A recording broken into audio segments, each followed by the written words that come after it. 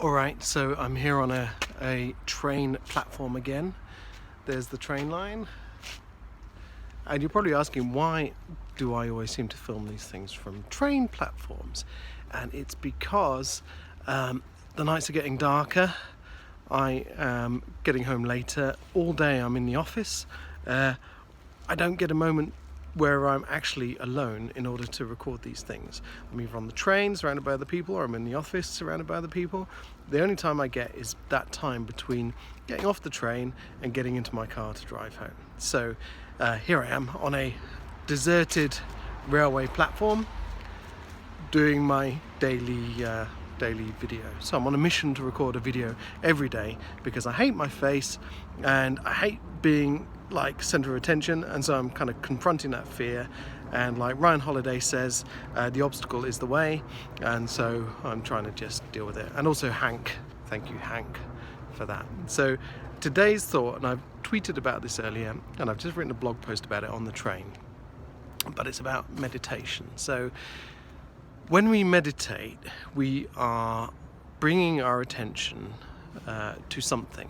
It could be our breathing, it could be a sound, it could be anything we really focus on. But the point is, we're bringing our attention away from the thoughts that are going on up here. So this incessant chatter, we're bringing our attention away from it. And what we become when we do that is we become witness to our thoughts. So we're no longer in our thoughts, they're no longer like us, you know, they're a part of us, just like our hands and our feet, but they're not us. And we are suddenly an observer of them. When we realize this, we become a witness to our thoughts. But what's even more interesting than that, and what's even more challenging, is that not only are we a witness to our thoughts, but we're suddenly kind of abstracted from them, and we become aware that we're a witness to our thoughts. So we are no longer in our thoughts, but we are a witness, and we are kind of aware of our awareness, if you like. So we're aware that we are not our thoughts, but we're witness to them. And that kind of gives us a bit of an abstraction, because we're no longer our thoughts. So who are we? We're the observer. And then when you take that further, we become aware that we're the observer. Suddenly we are aware that we're aware of our awareness. And this could go on forever. We can go further and further, becoming observers to the observer of our thoughts. We can become aware that we're aware that we're aware that we're aware of our awareness. But where are we in all of this? If we are no longer our thoughts, what are we? We're the observer of our thoughts. And then if we can observe, if we can abstract that back, if we can become aware that we're the observer of our thoughts, and we can become aware that we're the observer of our thoughts, who are we? Where is this sense of self? What's our identity? So we're becoming abstracted every time. We're abstracted further and further.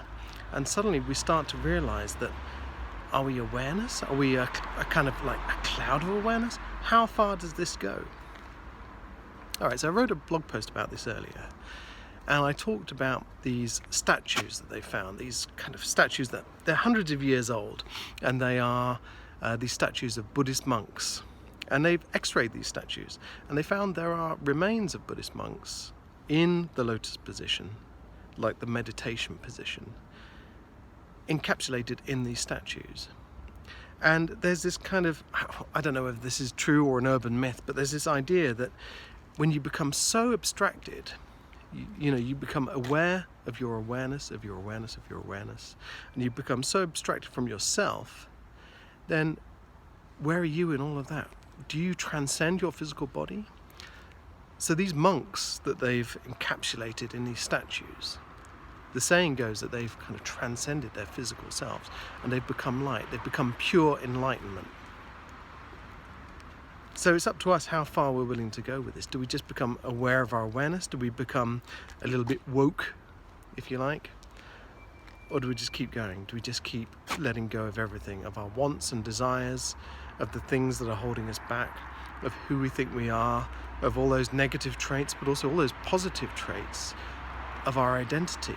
How far are we willing to go? How far are we willing to commit to our faith and our belief that this physical domain that we exist in is all that there is? Because quite possibly there's more to it than that. And that's what we're exploring. Alright, so there's a bit of an abstract one. I don't know if I can go any further than that. It's a Friday night, it's been a long week. And I just want to go home, but it's a final thought for the week and something to mull over. Just another thought for the week. I've got a new book out now. It's called Shine Manifesto. It's on Amazon. Have a look at my blog. Keep an eye on my Facebook page, Twitter, Instagram, blah, blah, blah, blah, blah. It's all out there. I'm doing my best to market it, but I'm a one-man band, so I'm, making it up as I go along. But check it out. There's kind of all kinds of nonsense in there. I wrote it on the train mostly. I'm all about the trains, aren't I? Here I am on the railway. So there we go. So check it out, and that's me. I'm done for the week. I hope you have a great weekend, and I will see you later.